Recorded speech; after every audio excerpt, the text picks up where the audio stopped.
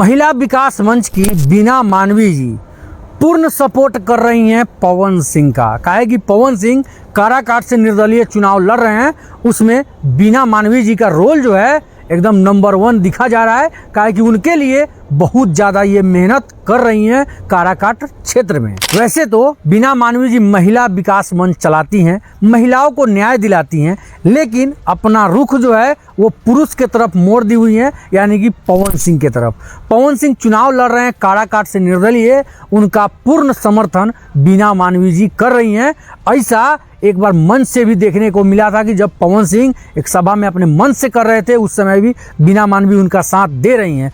और इस प्रकार आप देख सकते हैं कि किस तरह से काराकाट लोकसभा क्षेत्र में हर एक गांव में बीना मानवी जी घूम रही हैं और पवन सिंह के लिए वोट मांग रही हैं। लेकिन एक बात समझ में नहीं आता है कि एक थी बबीता मिश्रा जी, जो पवन सिंह और ज्योति सिंह को मिलाने में बहुत बड़का उनका हाथ कहा जाता है। जैसा कि ज्योति सिंह ने अपने एक पोस्ट में डाले हुआ था कि थैंक यू बबीता दीदी, लेकिन पवन सिंह का साथ देते वो नज़र नहीं आ रही हैं। अब पता नहीं बीना मानवी के वजह से या फिर पवन सिंह के वजह से, क्योंकि पवन सिंह का साथ तो उनको देना चाहिए, क्योंकि पवन सिंह और ज्योति सिंह को मिलाने में इनका सबसे बड़ा हाथ रहा है बबीता मिश्रा जी का।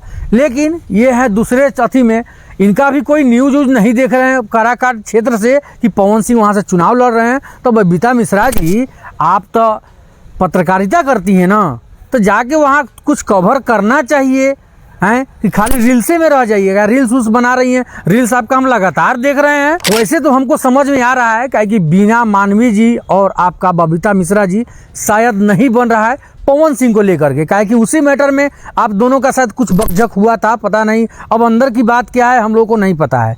लेकिन हमको लग रहा है कि वही कारण है जिसके वजह से आप उनका सपोर्ट नहीं कर रही हैं, क्योंकि वहां पे बीना मानवी जी पहुंची हुई है। अब तो महिला विकास मंच की बीना मानवी जी पूर्ण समर्थन दे रही हैं पवन सिंह को, लेकिन क्या काराकाट से पवन सिंह उपेंद्र कुशवाहा को मात दे पाएंगे, ये तो वहां के जनता तय करेगी। और ऐसे देखने से यही लग रहा है कि पवन सिंह का जीत जो है ना तय है, क्योंकि यहाँ सब किसी का बोल वहाँ पे यही है कि आएगा पवन तो रोकेगा कवन। यदि इस बार के लोकसभा चुनाव में यदि निर्दलीय कोई प्रत्याशी 100% सब किसी को लग रहा होगा कि कोई जीत रहा है, तो वो है पवन सिंह, क्योंकि उनका आप मेहनत देख सकते हैं कि घर घर जाके वो वोट मांग रहे हैं और हर एक जनता से बात विचार वो कर रहे हैं। पूरा काराकाट क्षेत्र में वहाँ के लोगों से आप कहीं भी जाइए, किसी भी गांव में आप जाइए, वहाँ के लोगों से यदि आप बात कर रहे हैं या फिर कोई मीडिया वाले जाके बात कर रहे हैं, तो उनका रिएक्शन उनके पक्ष में ही आ रहा है कि पवन सिंह को इस बार मौका दिया जाएगा।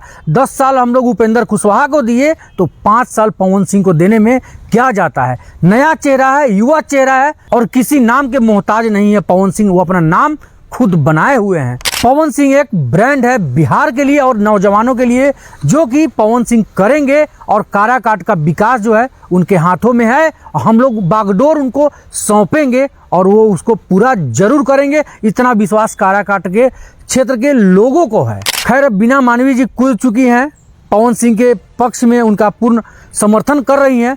अब देखना यही है कि कब तक बबीता मिश्रा जी उनका कोई रिएक्शन आता है या फिर नहीं आता है पवन सिंह के लिए, काराकाट क्षेत्र के लिए। तो इस बात को आप लोग कमेंट बॉक्स में जरूर बताइएगा। तब तक के लिए धन्यवाद।